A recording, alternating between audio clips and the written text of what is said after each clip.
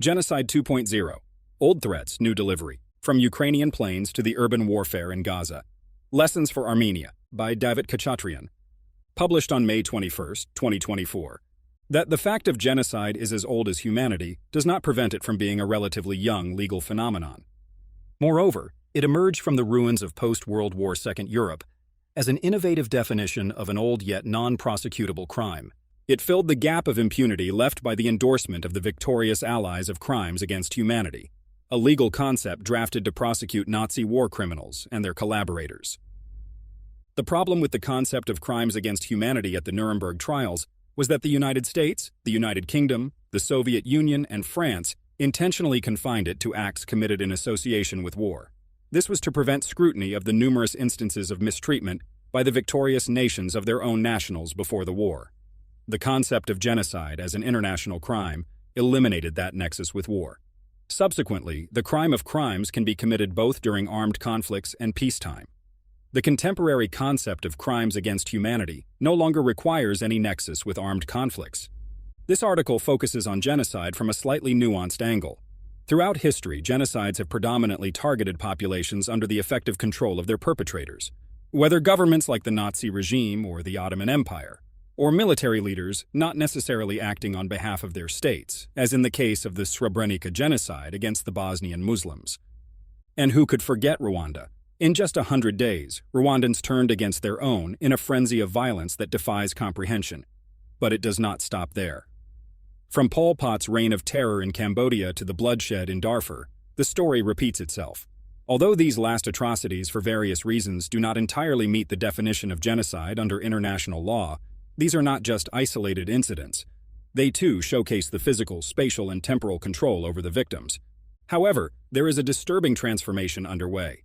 Genocidal acts appear to be adapting, occurring rapidly within military campaigns in both international and non-international armed conflicts. While it is crucial not to definitively label ongoing conflicts in Gaza or Ukraine as genocidal, until the ICJ renders decisions in respective cases, they do raise reasonable concerns about the potential for such atrocities. Dynamics in contemporary conflicts raise a poignant alarm about the all-encompassing impact of modern weaponry and military tactics, granting greater ease and speed to genocidal acts. On a global scale, it reiterates the urgent need for enhanced humanitarian protection of civilians during armed conflicts. The concept of genocide, originally intended to encompass atrocities during both peacetime and wartime, as recent history indicates, appears to be emerging primarily as a crime occurring amidst the chaos of war. This shift is underscored by the resurgence of traditional interstate armed conflicts, once thought consigned to history. The concept of control is a serious matter in law. Take, for instance, international humanitarian law, IHL, which aims to protect civilians amid the chaos of armed conflicts. Conditionally, IHL operates within two interconnected paradigms, Geneva law and Hague law. Geneva law prioritizes protecting those under a party's control during armed conflicts. On the other hand, Hague law governs the conduct of hostilities, aiming to shield individuals who are not yet under the control of any party, but are targeted and affected by warfare. Moreover, the Hague law sets forth limitations or outright prohibitions on specific weapons and tactics of warfare. Similarly, human rights law also hinges on effective control to determine its applicability. States are obligated to protect human rights wherever they exercise such control over people. These legal details per se do not affect the crime of genocide. Genocide remains genocide regardless of whether it occurs during wartime or peacetime, under control or without it. However, these distinctions matter because genocide has traditionally been committed against populations under the perpetrator's control. Whether it was the upheaval of two world wars, international and non-international armed conflicts, or civil wars, the perpetrators of major atrocities typically held sway over their territory or occupied lands, exploiting the fog of war for their ends. Now modern weaponry and tactics enable what was once hardly conceivable, planning and executing genocidal acts from a distance as a part of an overall offensive. This shift does not necessarily mean we need to completely rethink how we understand genocide. Instead, it demands an unprecedented level of awareness and readiness from the international community to tackle major atrocities that shock the conscience of humanity. But for nations like Armenia, it is more than just an alert. It is about reshaping their security policies to face new threats, or rather old ones delivered in new ways.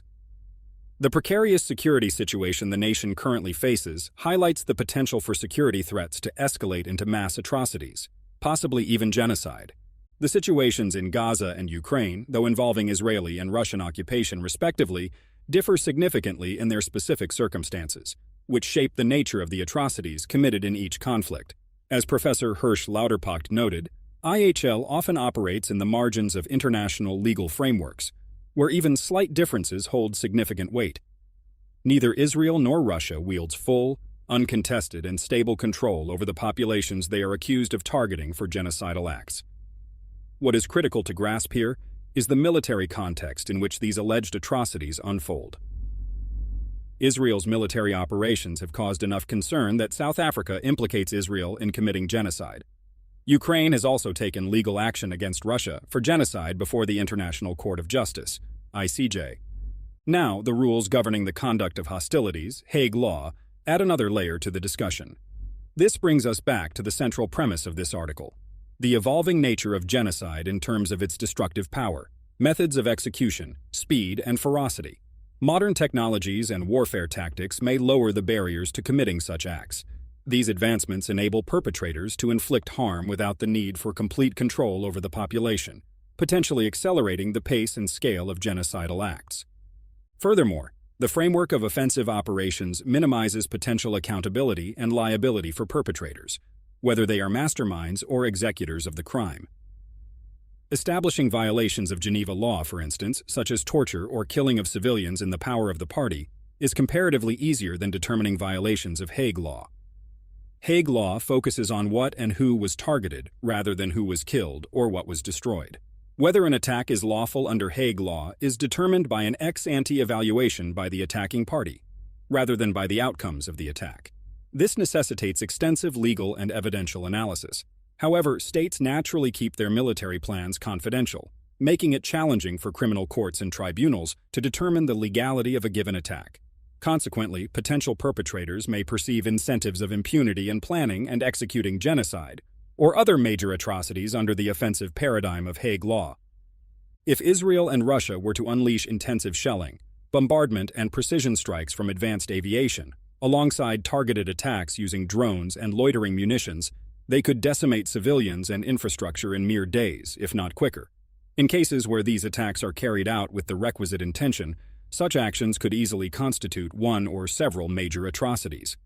Large-scale, indiscriminate attacks against civilians or deliberate targeting of civilian objects can lead to grave atrocities that surpass traditional war crimes. Nations with more limited military capabilities can also adopt and adapt such tactics. Take Azerbaijan, for instance, which has shown its ability to learn tactics from various actors, particularly from Turkey and Israel. Given the opportunity, Azerbaijan could attempt to implement similar strategies with the resources at its disposal. Armenia must remain cognizant of this trend. Security calculations, including rearmament and military buildup, should account for the potential for genocidal acts within the context of armed conflict. If genocide shocks the conscience of humanity, and it certainly does, what should a conscious human being expect when confronted with such unspeakable horror?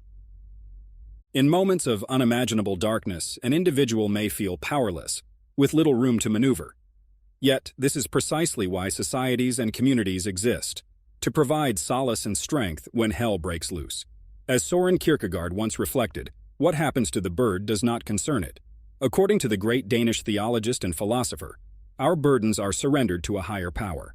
But humanity, in its resilience and resourcefulness, and hopefully not in its naiveness, has entrusted its collective security to other entities, primarily the state. On a grander scale, we have delegated even greater expectations to the international community. So let us briefly look into what the international community, or any of its members, can do when confronted with an ongoing genocide on another state's soil. Is military intervention feasible at all? And on a more practical note, how must a state act to safeguard its own people from such atrocities? Traditionally, states have been hesitant to intervene in each other's internal affairs, and it is no surprise, given that the prohibition is enshrined in the UN Charter. However, the concept of the responsibility to protect, R2P, imposes positive obligations on states to safeguard their populations from genocide and other grave atrocities, such as crimes against humanity and war crimes. If a state blatantly fails to protect its population, The international community retains the option of military intervention under the UN Charter, provided the Security Council authorizes such action.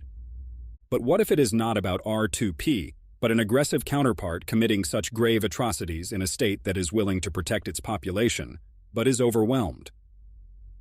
The doctrine of humanitarian intervention suggests that in dire circumstances, other states could put boots on the ground to halt genocides, crimes against humanity, or war crimes. This is not yet the law. In principle, such intervention remains prohibited under Article 2(4) of the UN Charter, jus contra bellum, or the law prohibiting the use of force. Nonetheless, states sometimes sidestep the constraints of legal frameworks. This is all the more vital given the UN Security Council's pathological inability to overcome political rivalries and deliver what it must, sanctioning the use of force when it is critically necessary. One thing is abundantly clear. The drafters of the UN Charter, shocked by the unfathomable horrors of 2 world wars, would never envision an international order that would turn a blind eye to major atrocities simply because the Security Council is bogged down in political bickering.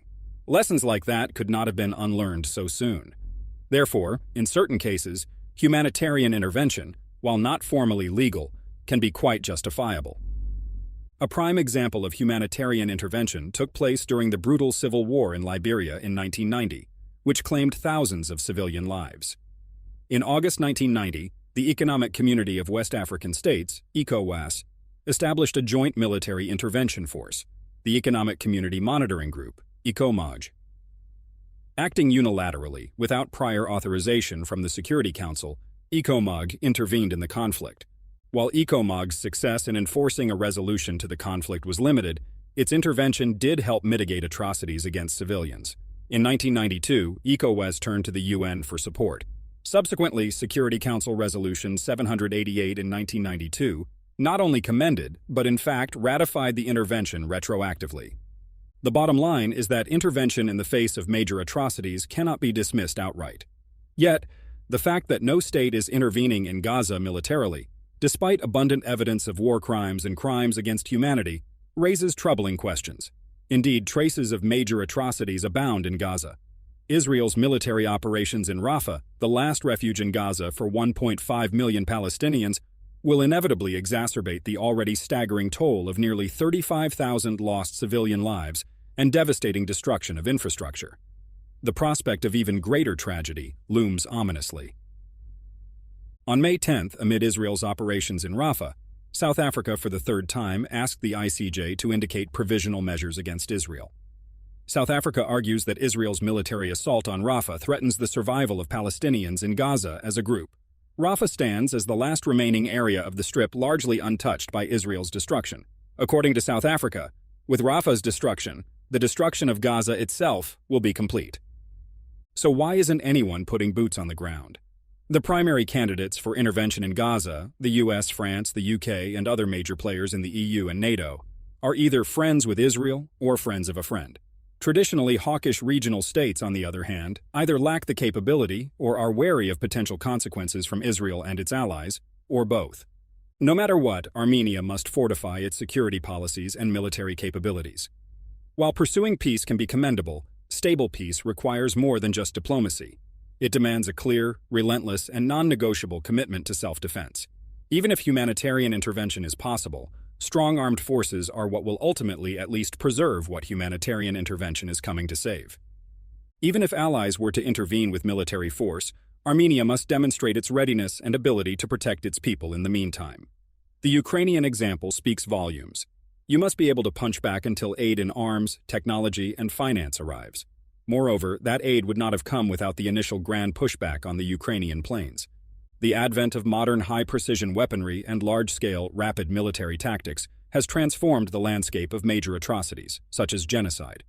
Russian strikes in Ukraine and Israel's operations in Gaza serve as stark demonstrations of this potential. Modern military capabilities now erode the moral agency and enable the commission of genocide from a distance.